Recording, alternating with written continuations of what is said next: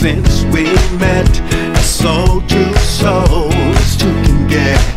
Well, day by day our hearts entwine till I can't tell yours from mine. My promise to you is I'll be there.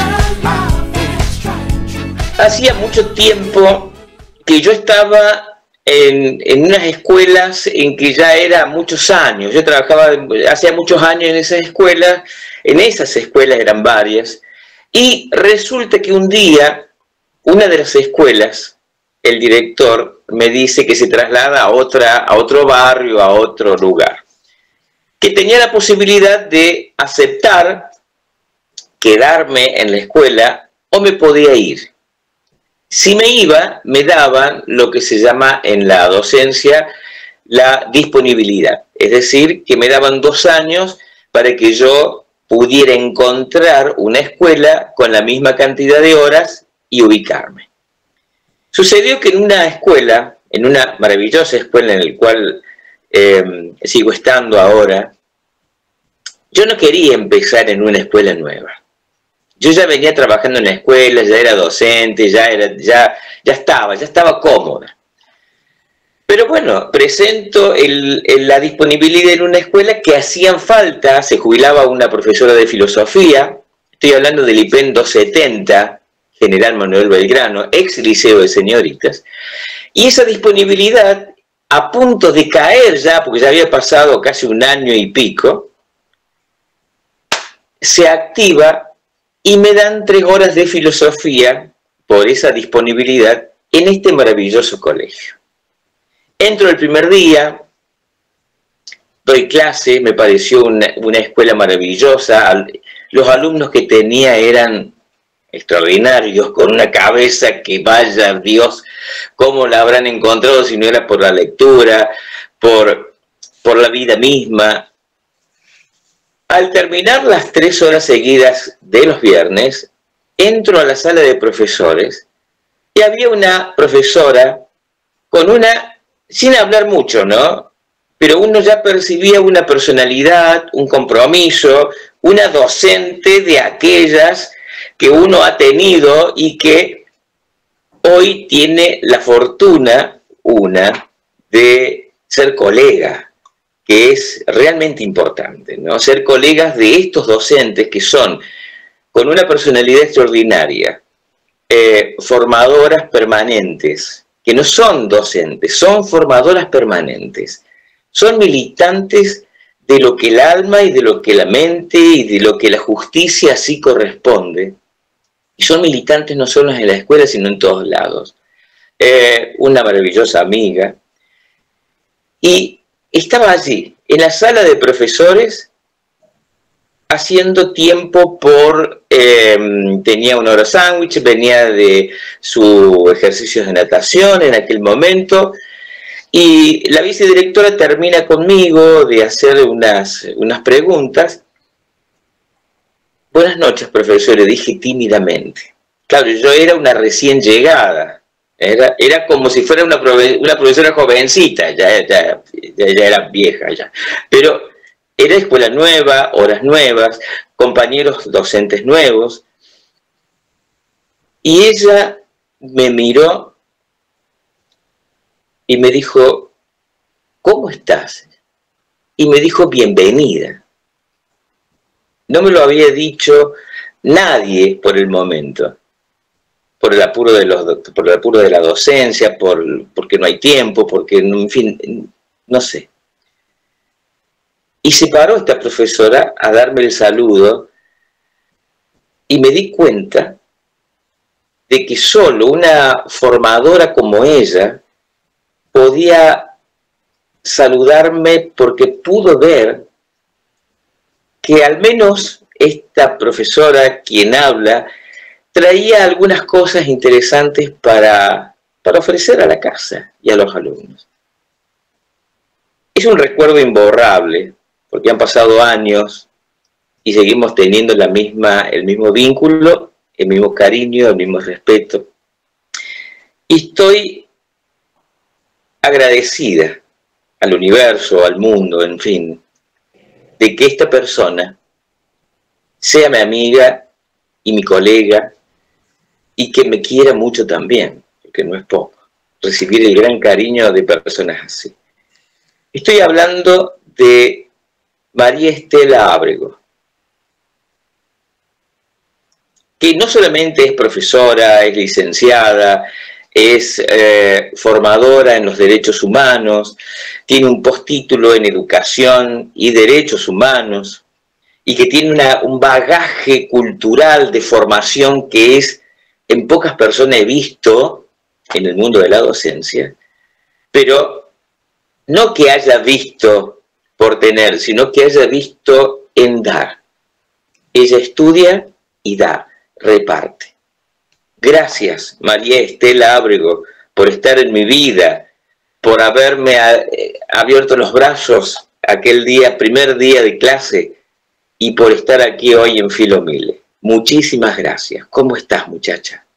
Muy bien, muy buenos días. No, gracias a vos.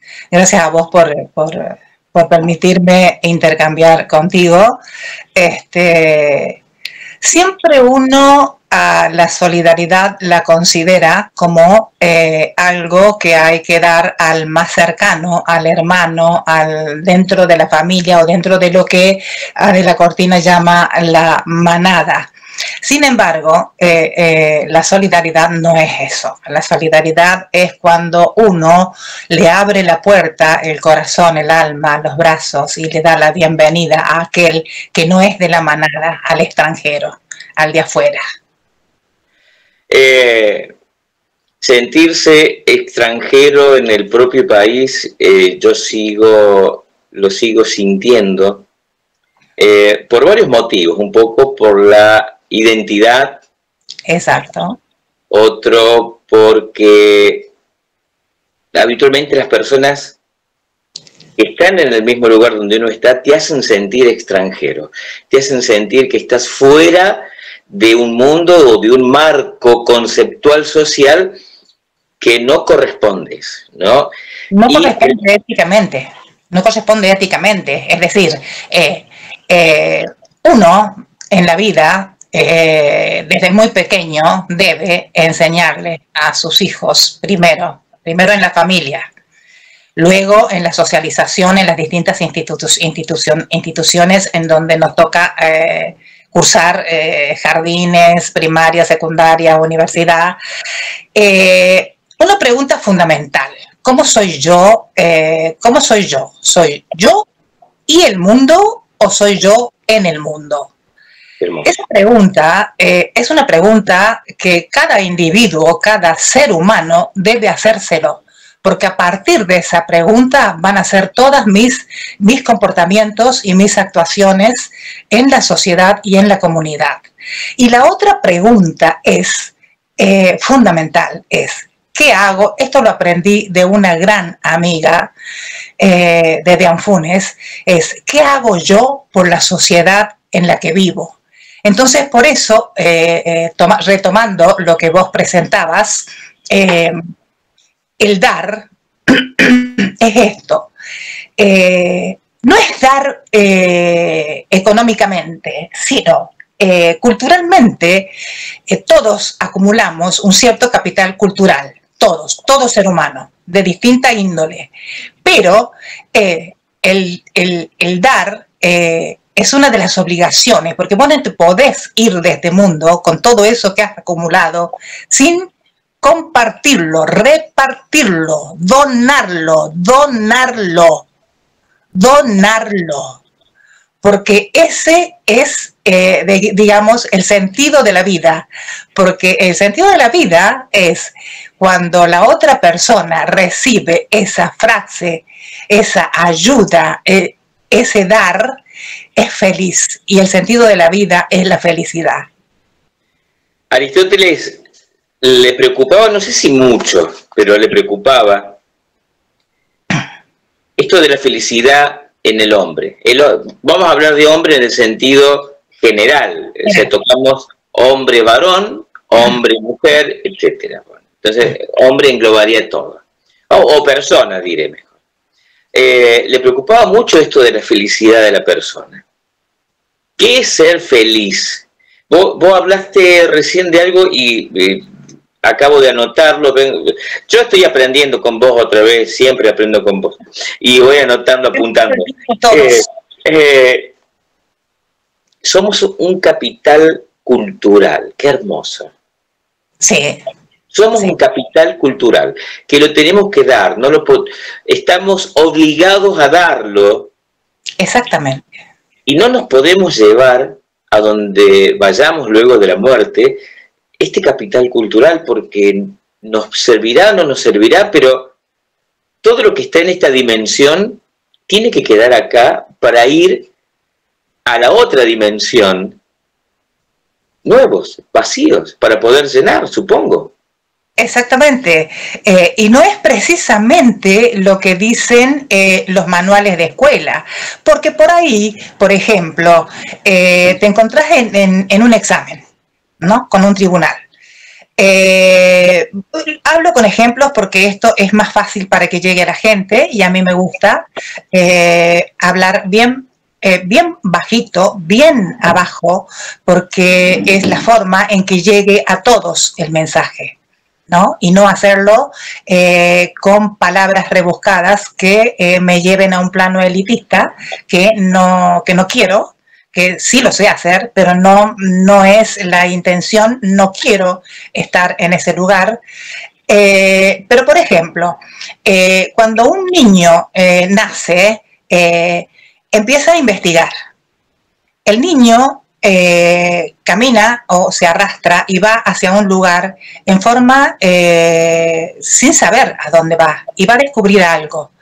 Cuando lo descubre, el niño se asombra. Cuando el niño se asombra, empieza a construir un conocimiento. Eso es lo que Vygotsky llama el cachorro humano, en el ambiente familiar. Lo mismo ocurre en las escuelas. Cualquier libro de las bibliotecas de las escuelas sirve de base como disparador para la construcción de actividades que sirvan, las actividades tomadas como conocimiento. ¿Por qué? Porque así como se aprende a conducir un auto manejando, así se aprende también practicando. Entonces, una hora, un módulo de clase que es más de una hora, un grupo de alumnos, porque yo trabajo en las escuelas en forma colectiva, siempre grupal, aprendiendo también del niño, del niño chiquito, y ellos hacen esas actividades en forma heterogénea. Les doy la libertad de poder agruparse en forma voluntaria, pero intervengo sutilmente cuando hay un alumno con alguna desventaja para que sea ayudado por ese grupo. En ese grupo se produce la práctica permanente de la actividad que yo doy o que cualquier docente da, porque habrá muchos docentes que tienen esta modalidad, y se da la corporeidad, se da la comunicación, porque hay uno que lee, hay otro que dibuja mejor, porque esto de las 7 inteligencias de las que nos han hablado, las tenemos que poner en práctica. No es una cosa que se sabe de memoria. Cuando yo estoy en un tribunal de examen, decía recién yo, ¿por qué un alumno tiene que rendir ética, tiene que rendir ciudadanía y participación o ciudadanía y política, si es un alumno que solamente no supo recitar o decir de memoria algunas definiciones, pero en la vida actúa como ciudadano, es comunitario, es solidario, es buena persona, tiene buena comunicación, sabe acariciar, sabe lo que es la corporeidad? O sea, no se necesita a veces solamente saber de memoria una definición, se necesita ver actuar el valor, la virtud. La virtud la vemos actuar en el aula, entonces sabemos que ese niño ese alumno sabe lo que es la solidaridad, sabe todo lo que a veces está en el programa y no tiene por qué estar en una mesa de examen, en donde, por otro lado, quería agregar esto que es muy importante y que en la autobiografía que yo presento en el libro se nota mucho porque los padres vienen formados bajo los conceptos del paradigma moderno, ¿no? Que es totalmente conductista, ¿no? Entonces, nosotros en un tribunal, por más que haya una presidenta de mesa o un presidente de mesa en el tribunal, corre el peligro de que el presidente de mesa ostente todo el poder del examen. Entonces, sutilmente, cuando me siento en una mesa de examen, distribuyo el poder y un poquito de poder también distribuido en ese alumno. Cuando el alumno se siente empoderado, comienza a alargar y habla y termina diciendo, y los profesores terminan conversando, porque el examen es una instancia de aprendizaje más. Se condena. Es increíble cómo esas examinadoras, ya de por sí mesa examinadora ya da un terror, ¿no? Un espasmo al alumno, ¿no? Claro. Pero también cómo los docentes, María Estela, cómo los docentes sienten un poder traído de la exterioridad, no sé de dónde, y ahí tienen como un poder, como diría Nietzsche, se transforman en el superhombre, ¿no? Claro, Foucault habla del poder del examen que desnuda al alumno. Y si vos desnudás a un alumno, lo acabás de anular y lo acabás de reprobar. No puede haber en las mesas de exámenes alumnos de 30 y pico de años que vienen a rendir una historia o cualquier materia de cualquier curso cuando ya tiene 2 hijitos para tener el título secundario. Eso no puede ocurrir. Primero, porque existe una ley nueva, que es la Ley Nacional de Educación, la 26.206, sí, está bien, que es fundadora, es fundacional, porque es la que pone al secundario como obligatorio. Es superadora de la ley de Sarmiento. Por eso es fundacional, ¿no? Acá lo que a mí me parece que traba un poco la tarea nuestra dentro de las escuelas, porque escribir un libro de autobiografía es escribir parte de las cosas más importantes de tu vida, pero esas cosas más importantes de tu vida son los saberes previos que vos llevas a la escuela. Que no sean científicos, bueno, el docente tiene ya las herramientas y las destrezas para producir la transposición didáctica para que ese conocimiento se transforme en científico, pero no anularlo, sino escucharlo, porque el alumno viene con conocimientos desde su casa. Fíjate vos que yo te estoy diciendo, y permitime que te diga que los creadores de el trabajo colectivo, del trabajo en equipo, son los niños en su casa. No es una teoría nueva. Es algo que se toma de la experiencia. ¿Por qué los chicos juegan juntos? Porque se tocan, porque se hablan, porque se pelean, porque se prestan juguetes, porque se prestan el chupetín, porque aprenden cosas, porque aprenden a hablar, porque imitan al otro. ¿Y por qué un niño cuando está en el aula sale corriendo al recreo? Porque en el aula todavía existe y persiste aquella teoría de la educación bancaria de Freire, ¿no? Que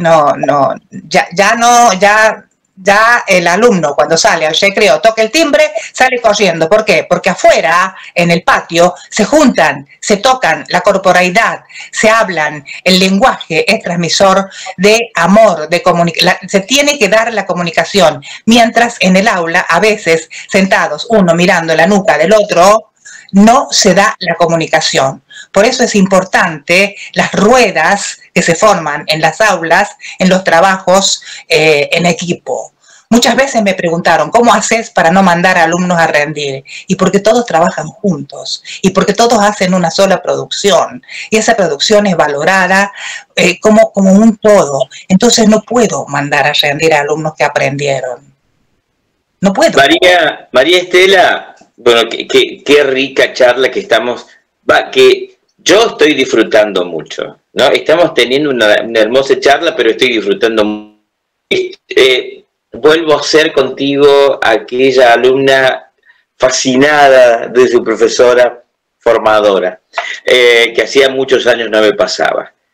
¿La salida es colectiva? ¿La salida de todos los problemas humanos es colectiva? Es colectiva. Es colectiva. ¿Por qué? Porque somos seres humanos, no estamos creados, no estamos ideados para vivir en soledad, ¿no? O sea, yo tengo que comunicarme, el lenguaje tiene un poder, el abrazo, la risa junto con el otro, mueve neuronas, vibra el cuerpo, transmite amor, transmite tristeza, contiene llanto, contiene tristezas, escucha, poner el oído, el tocarse, la corporalidad es importantísima, ¿no? Y el poder del lenguaje, el poder hablar, el que tu padre, el que tu profesor, el que tu amigo te comparta la lectura de una novela es algo formidable. Yo lo cuento en mi biografía y yo he pasado por esas instancias en mi infancia y me han dado, digamos, una identidad que yo la creo fuerte, y la creo fuerte y como obligada a transmitirla, así como me la transmitió mi abuelo, mi madre, mi abuela, mis abuelos, mis padres. Yo creo en el valor inconmensurable que tiene de transmitir eso, ¿no? Yo siempre pienso, digo, bueno, ¿qué voy a hacer yo cuando sea vieja? Puedo hacer que pueda leer, porque iría a un geriátrico y leería, no sé, si algún viejito tiene Alzheimer y volvió a los 5 años, cuentitos de 5 años. Hacer una tarea dadora, siempre inclinada, como dijo una vez mi padre, nunca te inclines ante nadie por algo que sea injusto, siempre inclínate para darle una mano y levantarlo del lugar donde ha caído. Más allá de lo que ves, es una novela, es una autobiografía, son narraciones autobiográficas. Ya el título nos da a quienes lo leemos, a quienes hemos tenido la oportunidad de leer antes de la presentación, este manuscrito lleno de vida, lleno de enseñanzas, de la famosa transmisión oral tribal de los pueblos originarios, arcaicos, que se iban educando a través de sentencias morales, sentencias nómicas. Los griegos teníamos esa referencia sobre la educación, ¿no? ¿Por qué? Más allá de lo que ves. ¿La gente no ve más allá de lo que ve? Yo creo que todavía el posmodernismo y el posmodernismo en el ámbito de lo cultural está en retirada, pero que tiene una velocidad muy grande. Creo también que el capitalismo está en decadencia, pero que, digamos, en decadencia en el modelo moderno. Pero se ha creado se ha metamorfoseado en el capitalismo financiero fuera de los 3 sectores que lamentablemente persisten, que instaló el paradigma moderno, que son el sector primario, el sector secundario y el sector terciario. A nosotros, en Latinoamérica, nos han asignado el lugar de pertenecer al sector primario, es decir, siempre proveedores de materia prima. Cuando en realidad en distintas etapas de la historia se ha tratado de crear un sector terciario fuerte donde un Estado proteccionista trata de subsidiar al sector secundario, que es donde está la educación, la ciencia, la tecnología, para que el país produzca industria y produzca sus propios productos y no dependa de la compra de eso y no solo sea exportador, se ha obsturado esa posibilidad. ¿Por qué? Porque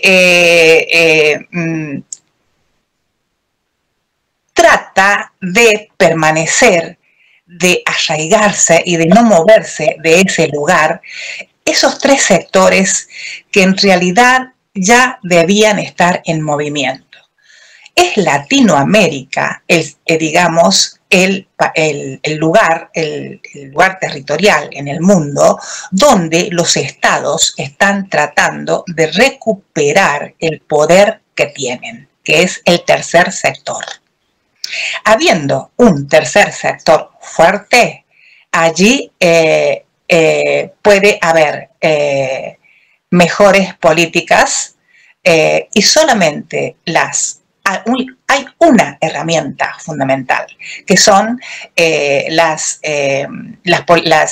distintas políticas educativas, las distintas políticas de salud, las distintas herramientas que da el Estado para el crecimiento para beneficio de los que están más abajo, de las que ahí donde no llegan, que son ahí donde no llega el Estado, ¿no? Porque digamos, tenemos una población inmensamente rica, muy reducida, y una población inmensamente pobre, muy grande, ¿no es cierto?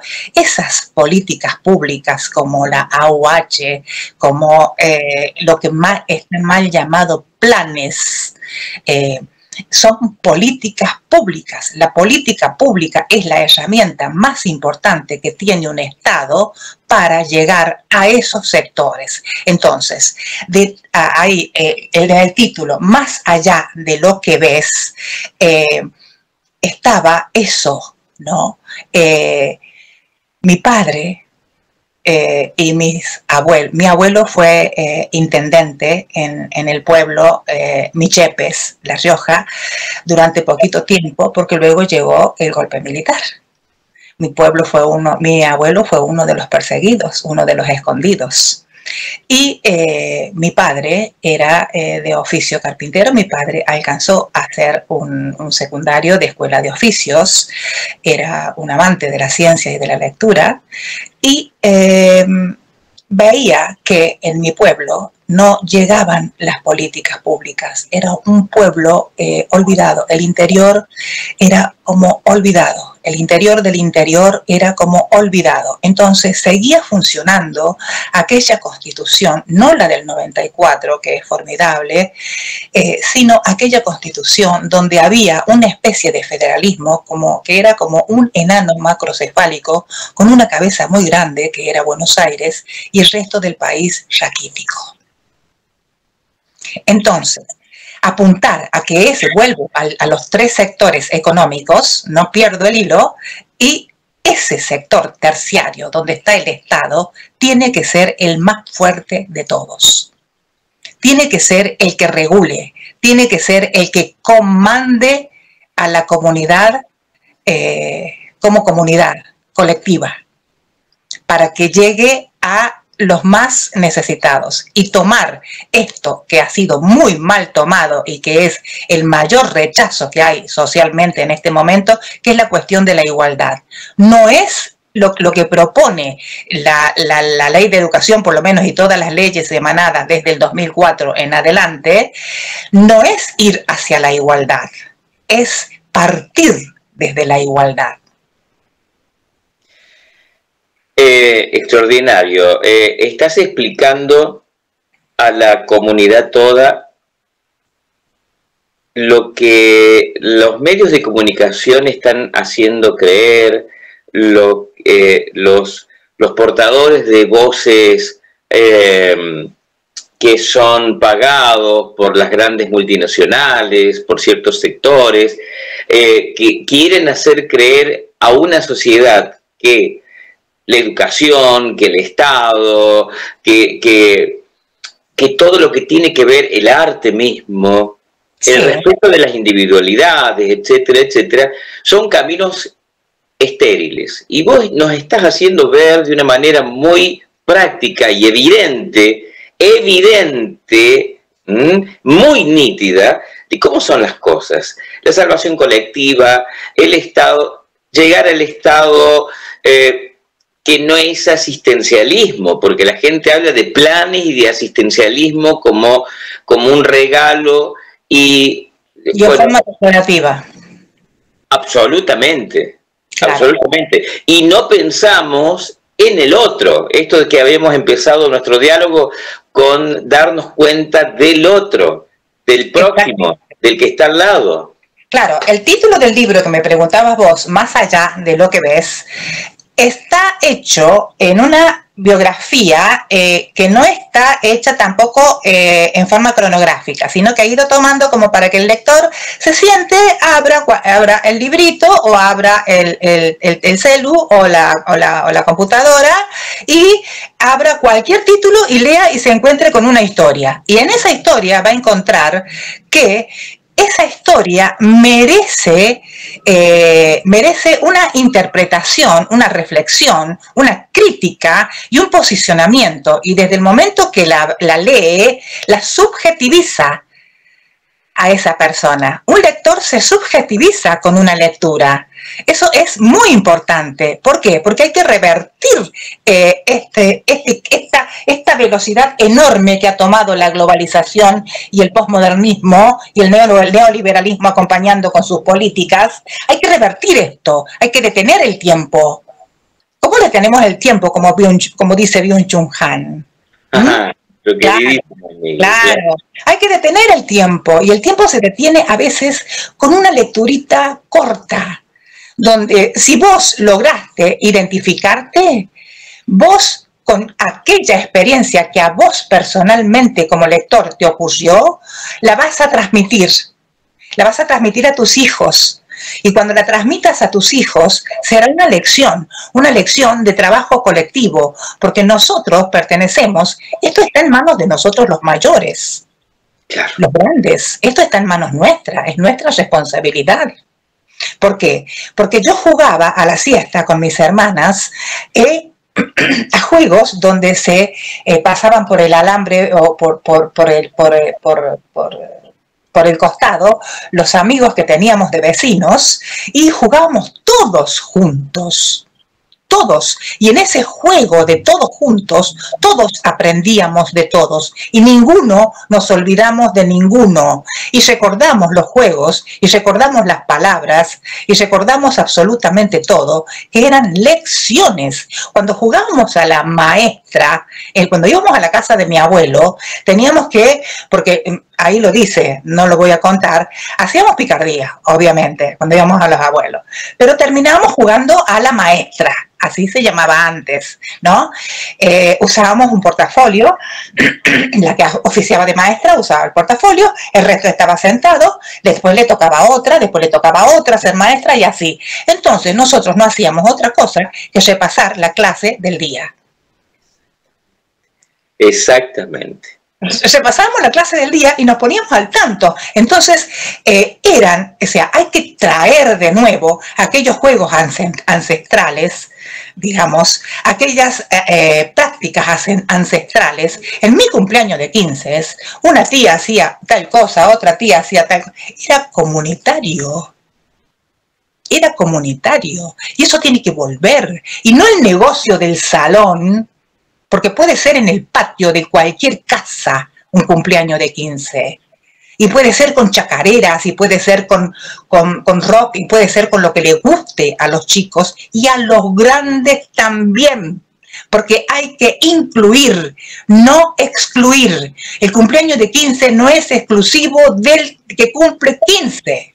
El cumpleaños de 15 lo cumplen también los padres. Son los primeros 15 años de ese hijo. Entonces, lentamente hemos ido dejando de lado y hemos ido inconscientemente por esta vorágine porque el tiempo tiene esa trampa. El tiempo te hace olvidar el teléfono, el tiempo te hace olvidar que dejaste tal cosa en tu casa, el tiempo porque es veloz. Entonces hay que detener el tiempo. Hay que detener el tiempo, como dice Byung-Chul Han, en El aroma del tiempo. Correcto que sí. Vuelvo a decir, no me canso, es riquísima, nutritiva esta charla.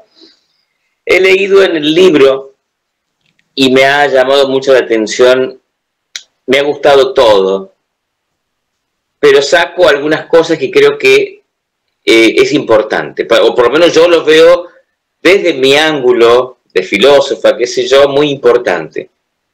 Este respeto por las identidades de, por ejemplo, del padre biológico,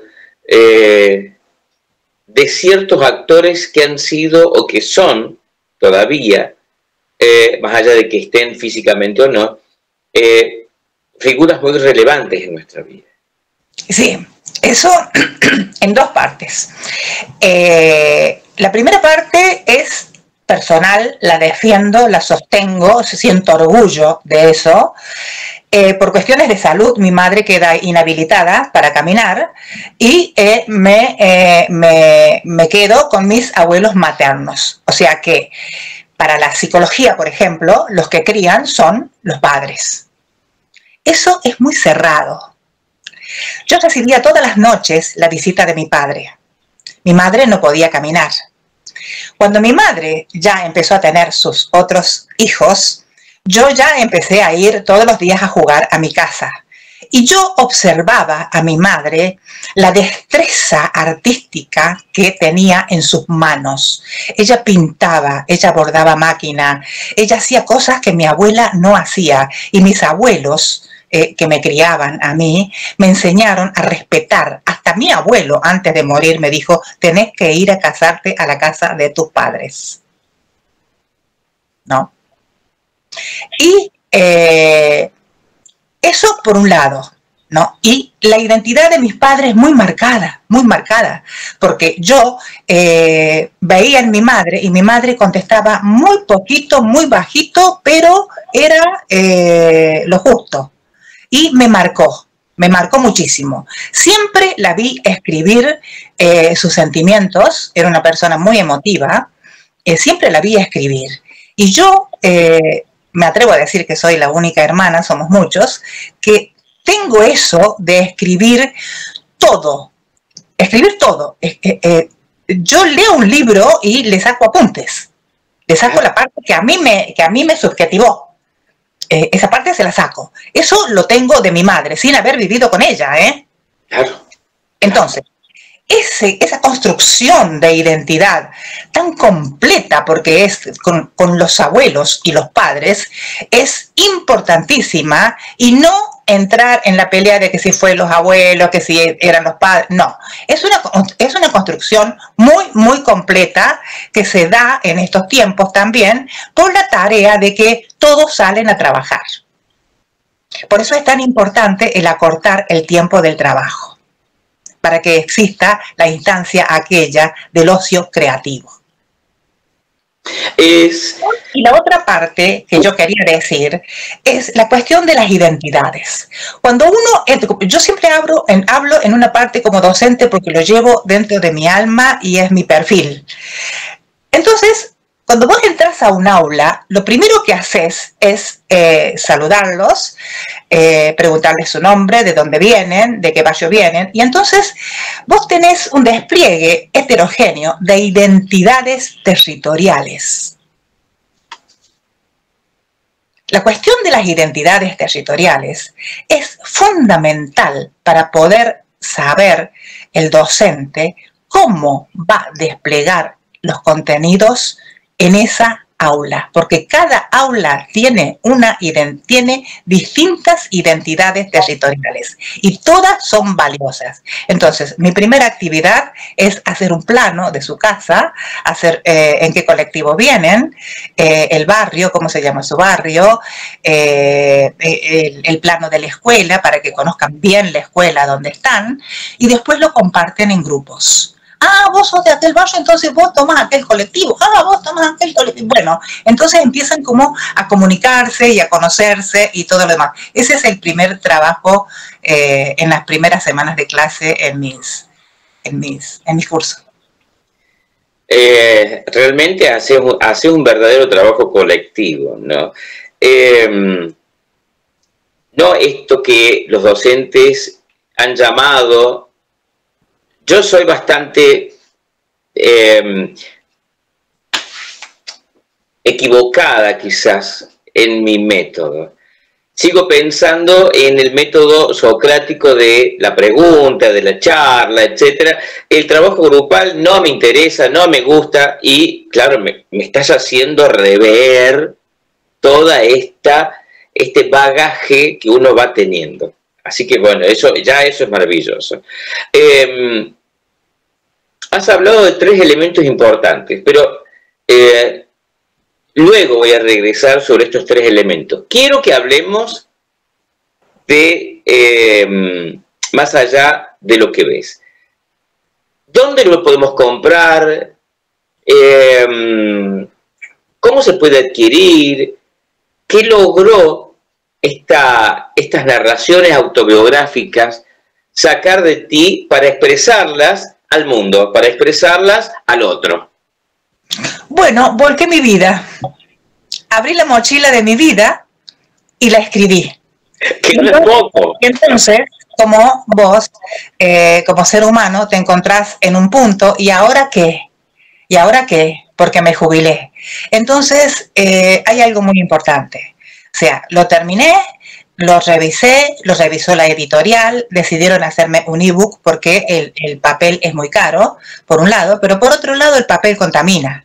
Y por otro lado, estamos viviendo una crisis que es mundial, no solo Argentina, que nadie va a destinar dinero a comprar un libro caro, ¿no?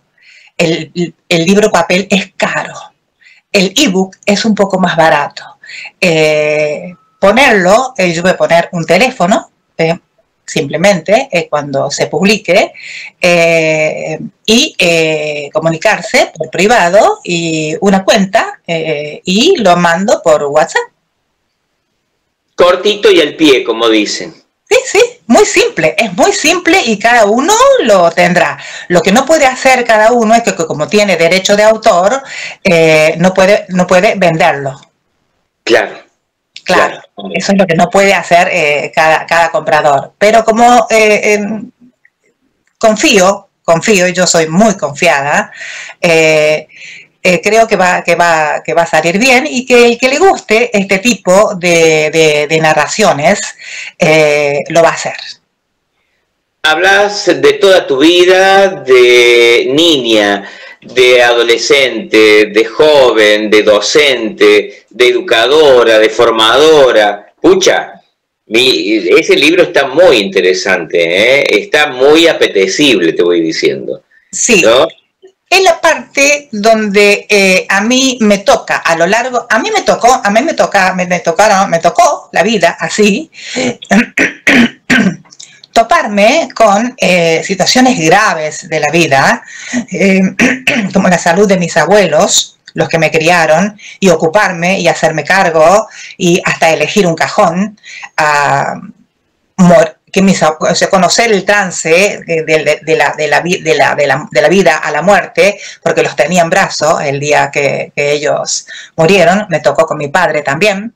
Entonces me tocó con mi primera muerte que vi, que es la de mi hermanito, mi último hermanito. Entonces esas cosas me ayudaron en algo del cambio de la conformación de una estructura psíquica que no es más fuerte, sino que tiene la estrategia de poder separar muy chiquita y muy finito lo que se piensa de lo que se siente, porque en momentos límites a veces hay que dejar de sentir porque el duelo dura meses, pero lo que hay que hacer racionalmente hay que hacerlo en el instante.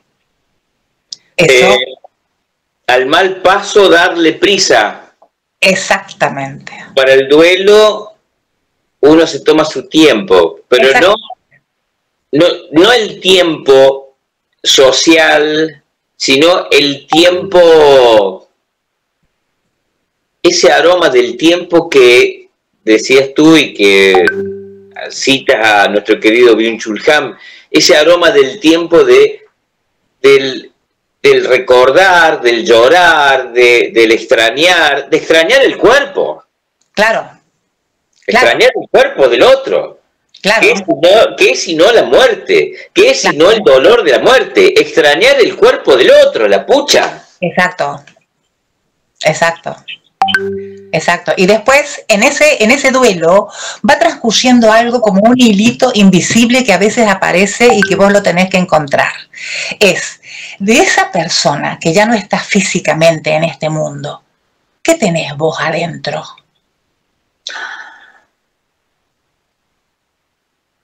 ¡Qué hermoso! ¡Ay, Dios! Si no sos filósofa, también le pegás en el palo. Sí sos filósofa, lo que pasa es que no lo decís, pero... ¿Qué tenés a vos adentro de esas personas? ¿Qué te impulsa a tomar decisiones? ¿No? Eso es riquísimo, porque te saca del duelo y te pone en un plano que es puramente íntimo, interno, y a la vez va transformando una estructura psíquica en algo muy poderoso, que nunca lo tenés que usar para mal, sino para abrazar, para saber y calcular qué le está pasando a esa otra persona y que vos con un abrazo lo podés tal vez darle un alivio. Aliviar, que nunca es poco, ¿no? Aliviar, no se trata de que uno le ayude a desaparecer el dolor al otro, pero aliviar no es poco. No, no es poco. Y como decía Sábato, dos mujeres conversando en una esquina cualquiera, haciendo las compras, se cruzan. Esas personas están hablando, a lo mejor lamentándose de enfermedades gravísimas, porque hay enfermedades que están como etiquetadas como graves, pero están siendo mantenidas y solucionadas. Pero sin embargo, la gente le ha quedado esa etiqueta de esa enfermedad grave. Estoy hablando del cáncer. Esas personas en ese momento están haciendo metafísica, porque se están haciendo preguntas. ¿Y por qué a mí? ¿Y por qué me tocó a mí? ¿Y por qué yo? ¿Y por qué?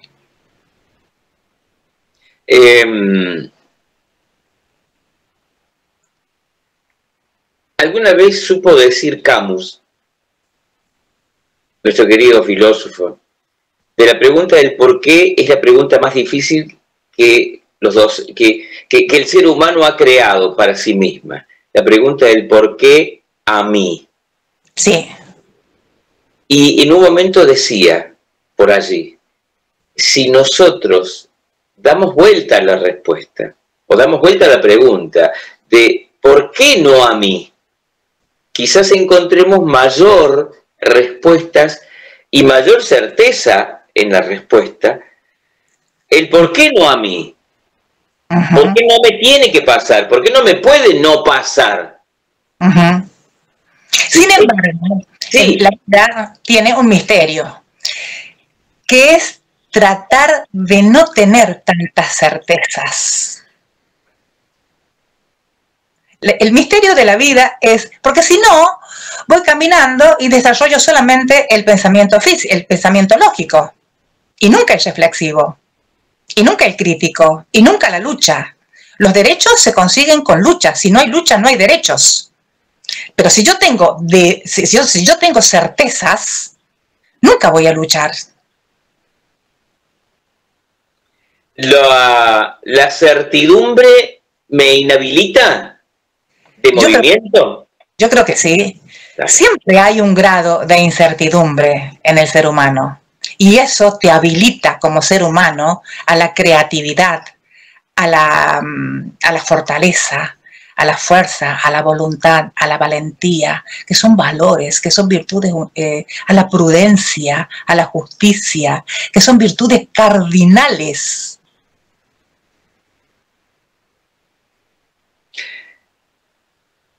En estos tiempos el tiempo lineal es un estorbo.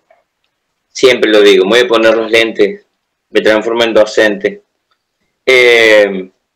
Has hablado de capital humano, de capital cultural, perdón. Has Sí. hablado de educación bancaria, amo esa palabra. Y has hablado de identidades territoriales. Has hablado de 3 elementos que la sociedad hoy, la educación hoy, no las tiene en cuenta. Y que la monotonía de lo digital, este vicio de ir a las redes, este vicio de escuchar la palabra del otro, es decir, o sea, soy un gran repetidor, soy un gran reproductor, necesito que alguien hable Byung-Chul Han habla de eso. O sea, para repetir. el espejo, es decir, cuando yo cliqueo y pongo me gusta lo que dice lo otro, yo me estoy mirando en el otro. El otro es igual que yo y no es esa la cuestión. Yo tengo que ponerle me gusta alguna vez y tener la tendencia a ponerle me gusta lo que dices, aunque seas diferente a mí, porque tu fundamento es válido, le pongo me gusta. Byung-Chul Han lo está diciendo. Lo está alertando Bifo Berardi, lo están alentando muchos pensadores para esto de ir cambiando, nosotros somos los constructores, les tenemos que dejar las bases, las prácticas como conocimiento a las generaciones para que ellos construyan este nuevo paradigma que está asomando al mundo. Con una nueva geopolítica, que guste o no, hay una nueva geopolítica. Entonces es muy, muy, muy importante que nosotros retomemos lo que tuvimos de nuestros abuelos, de nuestros padres, y lo pongamos en nuestras casas, en nuestras escuelas. Cuando hablamos de globalización, le estamos echando la culpa a alguien. Cuando hablamos, como acabas de decir tú, de geopolítica, estamos teniendo la responsabilidad de nuestra vida en el mundo. Exactamente, que no venga esto de la aldea del mundo. ¿Por qué? Porque yo recuerdo cuando se hizo la convención de la reforma constitucional del 94, se hizo una especie de reunión con algunos convencionales acá en la Facultad de Matemáticas y yo asistí al curso. Y el señor Caputo explicó algo muy, muy claro, era un señor, el canciller en ese momento, y dijo, la globalización trae el peligro de la pérdida de las naciones. No hay que perder las naciones, no hay que perder las diversidades culturales. Cada nación tiene su diversidad cultural y tiene que mantenerla, respetarla, ponerla en práctica, su propio gobierno. Se acabó el paradigma moderno que nos impuso un Estado moderno, instituciones modernas, escuelas modernas, la iglesia en el medio, o sea, un montón de cosas que no tienen nada que ver con la realidad que estamos viviendo y con la demanda que estamos haciendo. Estamos haciendo colectivamente demandas de un nuevo paradigma, que es la tarea que viene para las próximas generaciones, pero tenemos que dejarles herramientas. Esas herramientas son las prácticas ancestrales nuestras. Es simple. Me quedaría horas, muchas más horas conversar contigo. Lo que sí, y no puedo ahora, pero porque por los tiempos de la comunicación, de los aparatos comunicacionales, de las redes y todas esas cosas que te limitan, pero te limitan justamente porque no quiere que usted aprenda o escuche de personas como Estela, que dicen la justa, que dicen las postas, como dicen los chicos, que dicen las cosas como son. Acá así son las cosas, y esto se oculta, y esto se rompe, y esto, bueno, necesitamos muchas Estelas para poder cambiar quizás el formato cultural de nuestro país. Estela, gracias por esta clase, por este encuentro, por esta charla, por este café, por este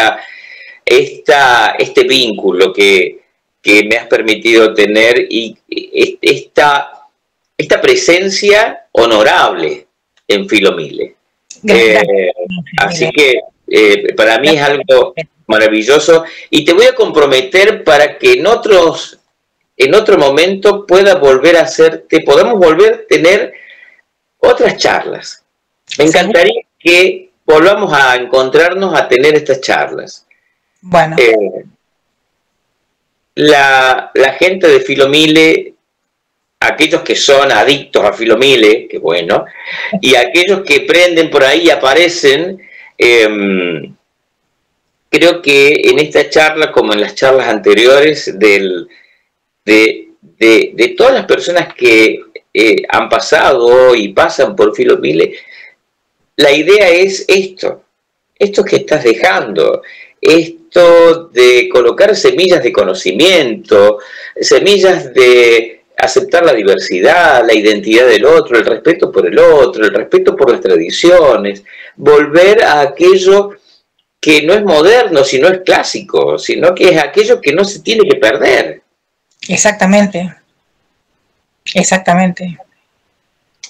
Y invito a los amigos de Filomile y a todo el mundo que vayan y lean, más allá de lo que ves de María Estela Ábrego, un libro digital que está por salir ahora nomás, prontito ahora, y que se sienten a leerlo y que luego de leerlo abran o busquen cualquier página con los ojos cerrados y lean esos relatos autobiográficos que en realidad son relatos de ella, pero cuando usted lo lea van a empezar a ser suyos.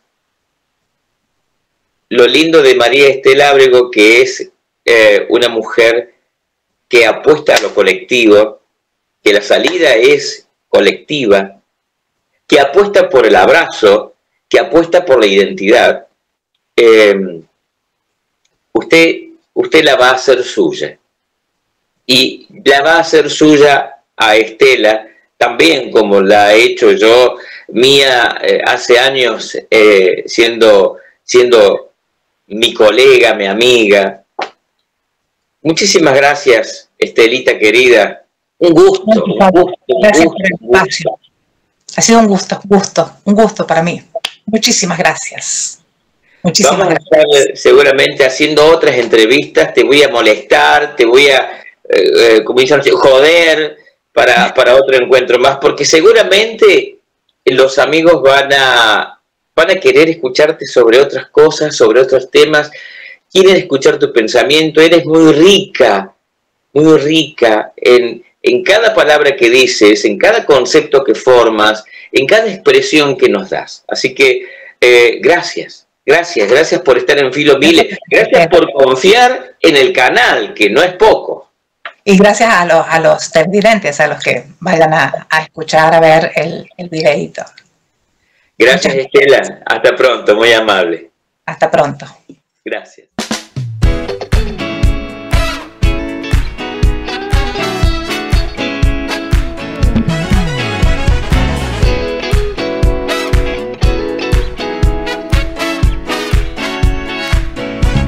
Wow. since we met, soul to souls two can get. Well, day by day our hearts entwine